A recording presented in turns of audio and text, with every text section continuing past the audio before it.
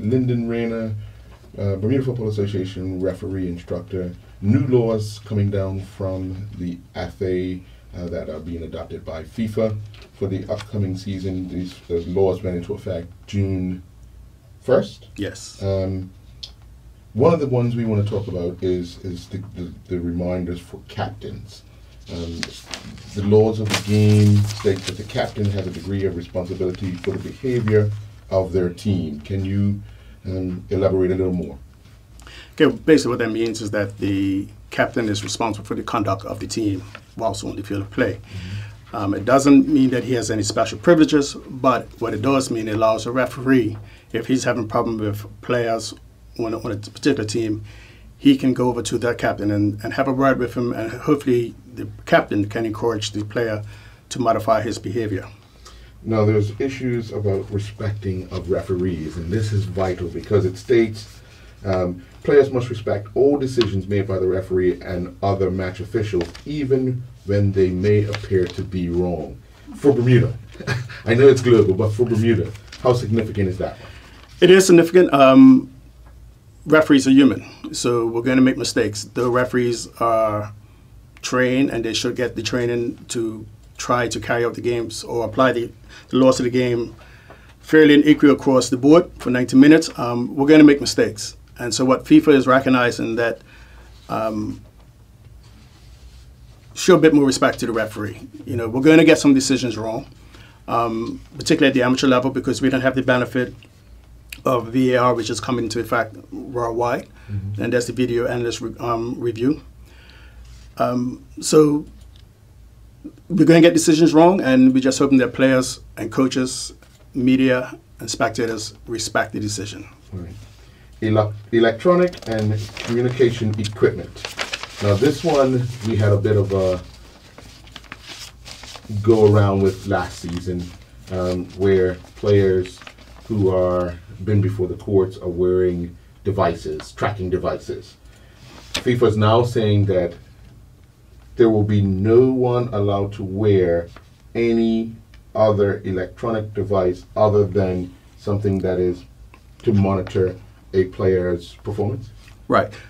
There's a difference between the electronic bracelet that was issued last year and this piece of law. The electronic bracelet that was an issue last year was about people who on court mm-hmm. related matters mm-hmm. and were placed with electronic ban. This particular act or amendment doesn't speak to that specifically. FIFA did come out last year and said that the wearing of electronic bracelets for court purposes is permitted as long as excuse me, as long as the device met the safety standard. Mm-hmm.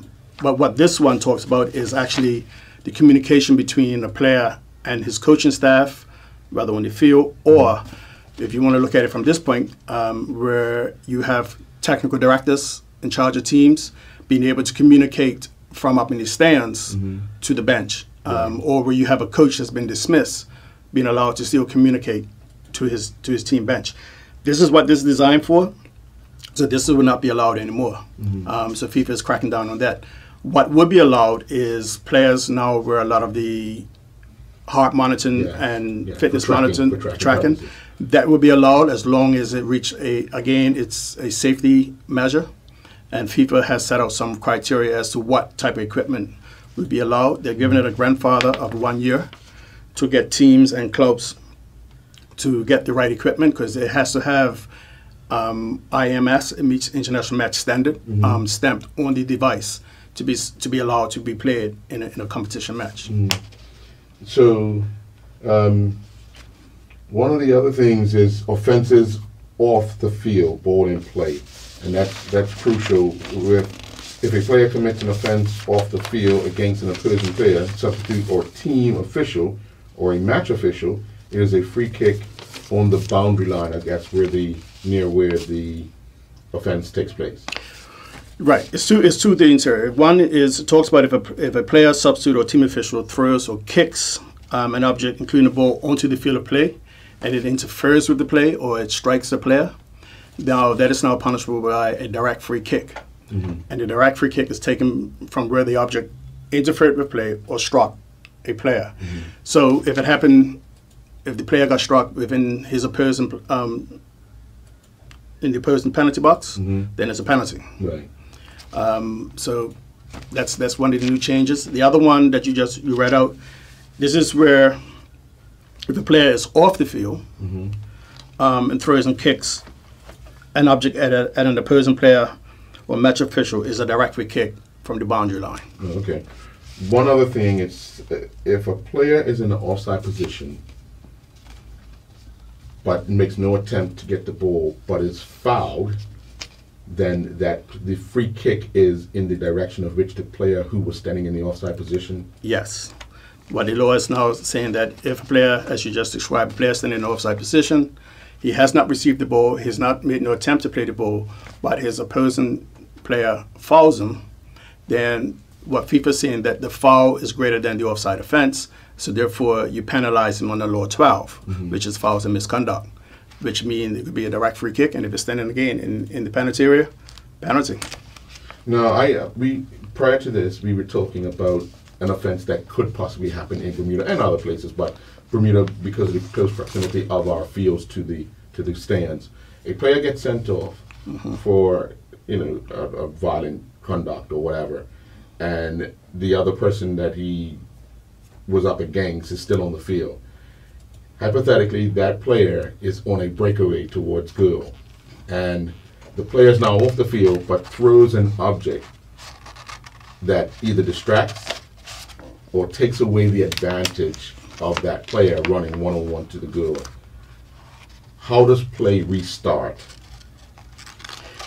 If it's in the opinion of the referee that the object thrown onto the field interfered with play or interfered with the player and struck the player, then it is an offense and it's punishable by a direct free kick. Right. So in the scenario you described, if a player is heading towards goal and this player who's off the field throws an object onto the field and it hits that player and he's entering the penalty area, and the referee deems that player is now being interfered with or the player has been struck, it comes a penalty. Okay. But if the event happens outside the box? If it happens outside the box, then it'll be still a direct free kick. Right. So advantage going.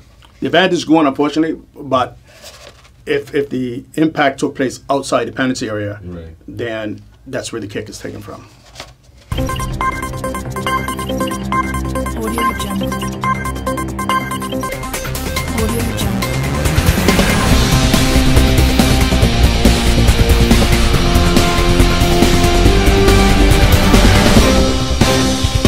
Audio Jungle.